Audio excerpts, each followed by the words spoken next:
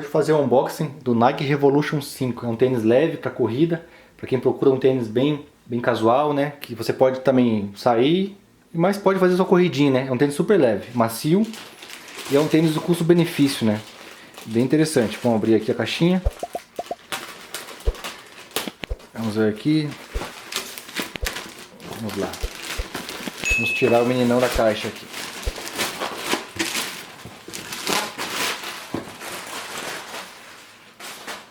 Caixa alaranjada aqui. Alaranjada, vamos lá. Vamos tirar aqui. Olha, um tênis bem bonito, hein? Bem bonito mesmo. Aqui a tela de mesh, né? É respirável, olha só. Um material bem leve mesmo, bem gostoso aqui, a pegada dele. Aqui, ó, só apertar pra vocês verem. É bem macio aqui, ó. Dá pra vocês verem aqui com apertando aqui, ó. Essa aqui é a sola dele, ó. Uma sola bem bonita, bem bacana. Tem uma pegada bem boa aqui, ó. Bem interessante. Ele é bem reforçado, ó. Dá pra vocês verem que ele não mexe muito, né? Então é interessante para quem vai fazer a corrida, pra ele manter a firmeza no pé. Caso você vai pisar torto, né? Pisar num buraco, alguma coisa do tipo, você não vai torcer o pé, porque ele segura aqui, né? Tem aqui a parte de trás também, é bem reforçada aqui atrás.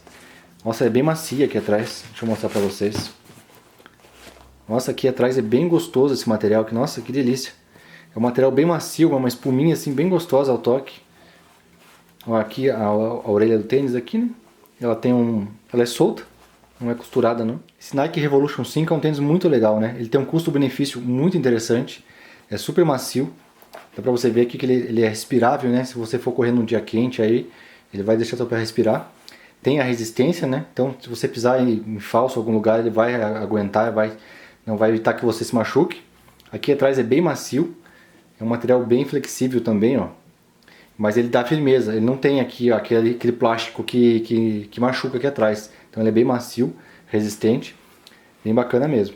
Eu espero que vocês tenham gostado do vídeo, pessoal. Qualquer dúvida deixe nos comentários. Até mais, tchau, tchau.